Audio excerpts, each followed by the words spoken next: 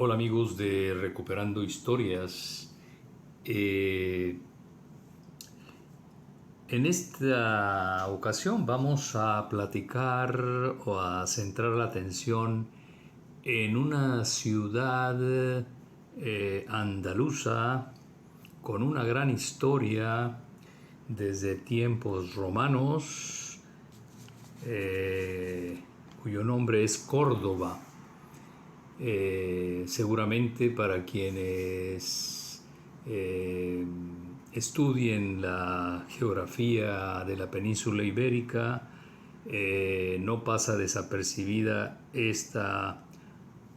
antigua ciudad, una de las más antiguas y de las que en las que se conservan mayores vestigios de la época romana y de la época islámica. Desde luego, pues de la más reciente época cristiana que empieza más o menos en el siglo XIII. Pero anteriores al siglo XIII existió la época romana desde más o menos el año 169 a.C. Y luego existió el dominio islámico sobre Córdoba, más o menos a partir del siglo VIII de nuestra era. Así es de que es una ciudad llena de historia, llena de información valiosa sobre toda la riqueza cultural que pasó por Iberia, como un punto desde donde se diseminó y extendió toda esa información que enriqueció la cultura, la ciencia, las artes y en general todo el conocimiento al que se tuvo acceso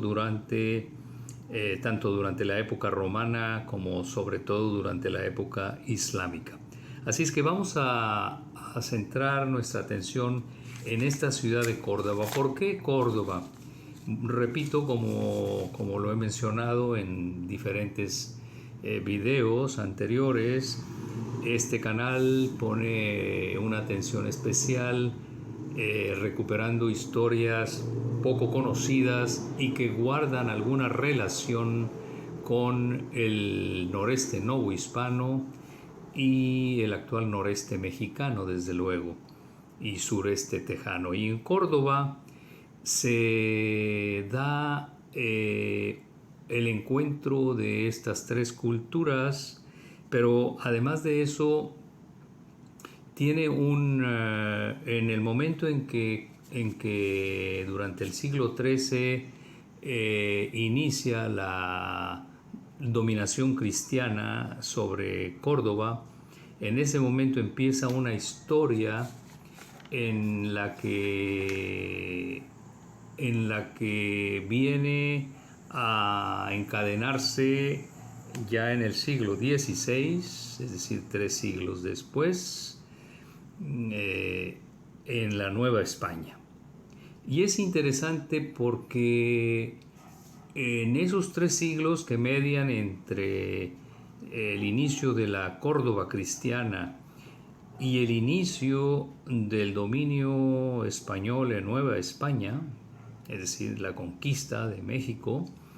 en esos 3 siglos suceden o se van sucediendo una serie de eventos en esta ciudad de Córdoba que vienen a desembocar en un personaje que llega a Nueva España, que es el tesorero Juan Alonso de Sosa y Cabrera, el segundo tesorero real en Nueva España, que indirectamente ya hemos mencionado que es un hombre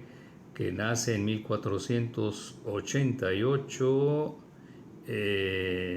en Galicia y muere ya en Nueva España en el año de 1564. Pero bueno, aquí lo que nos interesa es centrarnos en la ciudad de Córdoba y vamos a decir de manera así muy general algunos datos que enlazan a este personaje llano o hispano con toda la historia de Córdoba. Pues empezaremos por decir que su apellido Sosa o Sousa, que ya hemos mencionado en otros videos dedicados a la región gallega y al norte de la península ibérica, se remonta efectivamente a la región gallega, pero también a la región portuguesa. Así es de que su origen viene de allá. Pero si quisiéramos mencionar algunos datos así muy generales, el conquistador de Córdoba, es decir, el que recupera Córdoba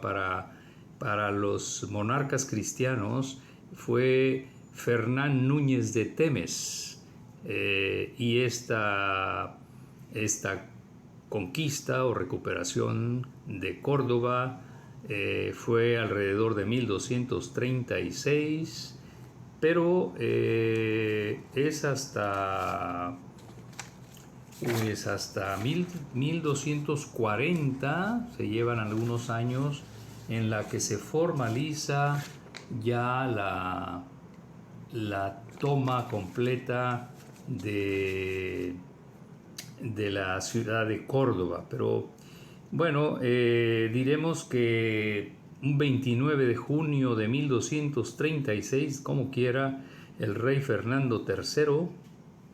apodado el Santo, entra en Córdoba después de firmar la capitulación de la ciudad,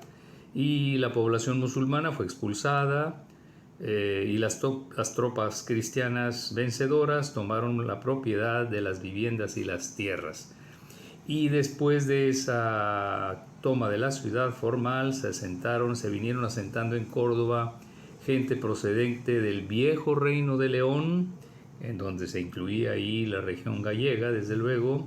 también de gente que venía de Toledo, de Talavera, de Burgos, de Navarra y de Castilla. Y junto con ellos también vinieron a dar judíos del norte peninsular desde el año 1236. A estos judíos que también entraron junto con las tropas cristianas vencedoras, se les asignó un lugar entre la actual Puerta de Almodóvar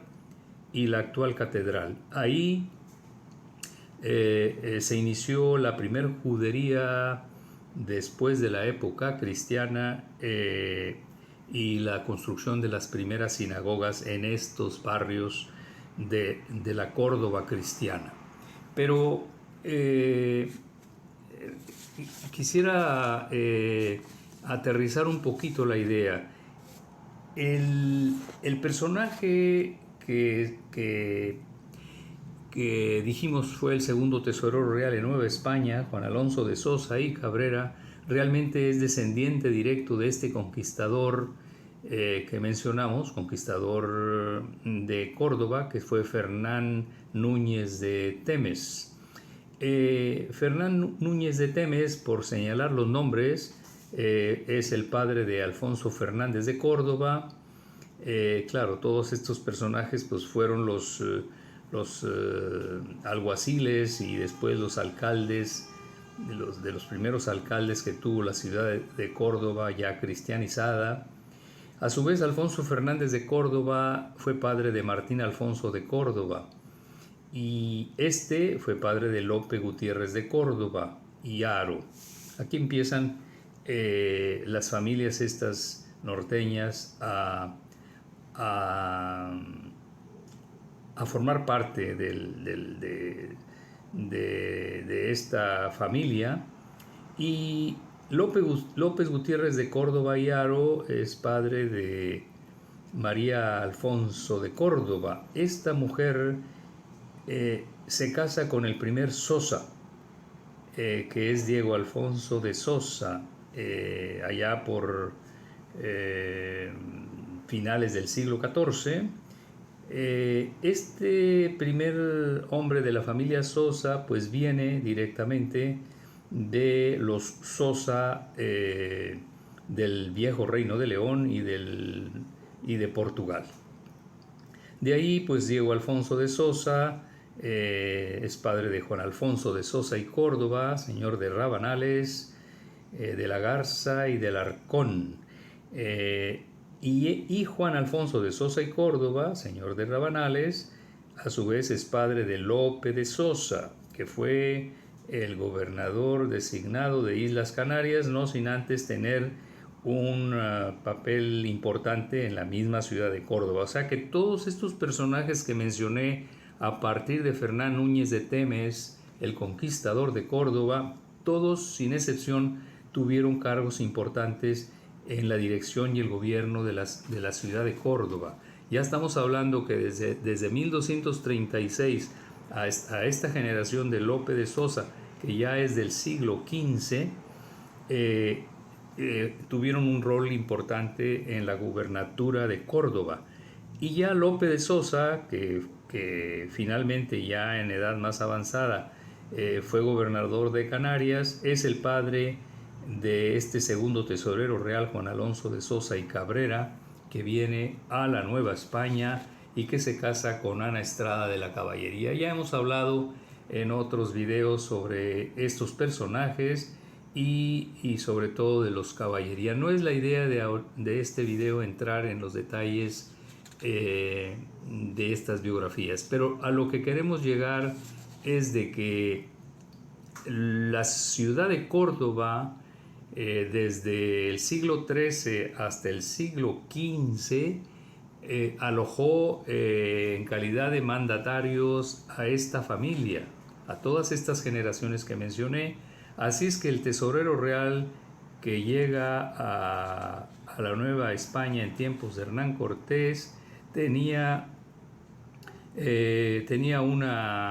una historia de gubernatura muy densa y con una cultura heredada en el terreno de la administración y de la gubernatura de la ciudad de Córdoba, que databa desde el medioevo. Eso, queramos o no, influye en las decisiones que este hombre empieza a tomar ya en el siglo XVI, que llega a la Nueva España. Y para darnos otra idea, sin entrar en los detalles, hay un personaje en el siglo XV y que muere hasta el XVI, pero que fue contemporáneo de los reyes católicos, más o menos de la edad de ellos, que fue Gonzalo Fernández de Córdoba, el gran capitán, que como militar se destacó y que tiene una historia llena de información y de mucha importancia dentro del terreno militar en esta época de los reyes católicos. Y bueno, pues el gran capitán Gonzalo Fernández de Córdoba también tiene tronco común con la familia Sosa Cabrera, de la cual provenía el tesorero real que hemos mencionado. Todos estos datos, aunque pueden parecer intrascendentes ahorita en estos tiempos, pero en el siglo XVI determinaban en gran medida el proceder de estos personajes que fueron los primeros gobernantes de la Nueva España.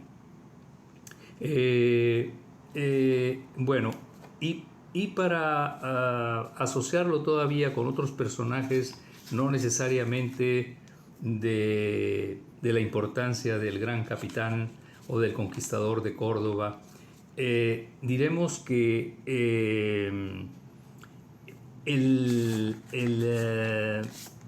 conquistador de Córdoba, que mencionábamos hace algunos momentos, que es Fernán Núñez de Temes, este personaje realmente, que era de origen gallego, fue hijo de Nuño Fernández de Temes y de Elvira Fernández de Castro y Mendoza. Pues esta mujer, Elvira Fernández de Castro y Mendoza, venía de padre también gallego del área de Lemos. En Lemos, o Monforte de Lemos, el actual, que posteriormente así se llamó, realmente es la cuna en Galicia de algunas de las familias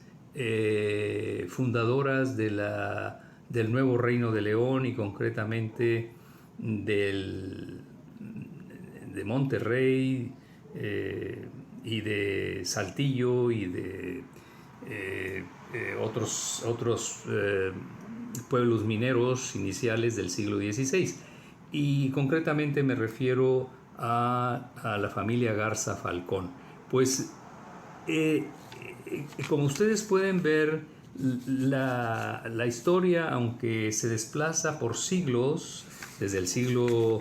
en este caso desde el siglo XIII hasta el siglo XVI, son 3 siglos, sin embargo, se van armando todas las relaciones de todas estas familias que tienen como punto inicial al viejo Reino de León, y concretamente al área de Monforte de Lemos, en Galicia, y también a las juderías que a lo largo de esa región gallega existían, y posteriormente a las juderías que desde allá vinieron trasladándose hasta la ciudad de Córdoba, y que se analizan los matrimonios que hubo en esos 3 siglos y luego ya en Córdoba, y se da con relativa frecuencia los matrimonios entre hombres cristianos y mujeres conversas. Es otra historia, pero bueno, es importante. Por último, y para no hacer más largo esta exposición, diremos que actualmente en la ciudad de Córdoba existen 2 construcciones interesantes que es bueno mencionarlas ahorita, porque aunque claro que ya no tienen el aspecto original de los siglos XIII y XIV, pero de todas maneras fueron los lugares que habitaron durante siglos esta familia que viene a dar al nuevo Reino de León. Me refiero a la familia Sosa, o a los antepasados del Sosa Cabrera, que fue el segundo tesorero real. Me refiero concretamente a la actual casa del judío en Córdoba. La actual casa del judío en Córdoba está aledaña al Palacio de Medina Sidonia en Córdoba. En su conjunto formaban el área habitada por la familia Sosa, y se trata prácticamente de un palacio mudéjar del siglo XIV que perteneció a don Enrique de Castilla, el primer duque de Medina Sidonia, conde de Cabra, que fue hijo bastardo del rey don Enrique II de Castilla, el que inicia con la casa de Trastámara, y de la dama cordobesa doña Juana de Sousa. Aquí empieza la historia de la familia Sosa. Y bueno, a partir de 1404, cuando fallece el duque de Medina Sidonia, hijo bastardo del rey Enrique II de Castilla, no deja descendencia, y el palacio y todas estas construcciones pasan a poder de la familia Sousa, y de ahí en adelante, bueno,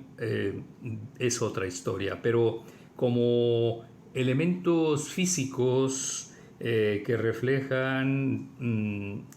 el poderío que tuvo la casa de Sousa, o que después es Sosa, durante siglos en la ciudad de Córdoba, y que con muy alta probabilidad determinó el carácter y las formas de administrarse y gobernarse de esta otra familia que llega a la Nueva España, y cuya historia es muy interesante y que tiene una serie de eventos y acciones que los hacen saltar a la notoriedad histórica, para bien, creo que más para bien que para mal, y finalmente cómo vienen a dar hasta el nuevo Reino de León, ya con nietos o bisnietos que fueron los que habitaron toda esta región noreste de México hasta nuestros días. Bien amigos, aunque esta información es muy general, creo que puede servir como un apunte inicial para quienes interesen en la historia del noreste mexicano y del sureste tejano, y quienes gusten también de todos estos aspectos poco conocidos, pero que son muy importantes a considerar en el proceso de contextualización que amerita cualquier análisis histórico. Pues muchísimas gracias por el tiempo dedicado a este video y nos escuchamos en próximos videos. Hasta pronto amigos de Recuperando Historias.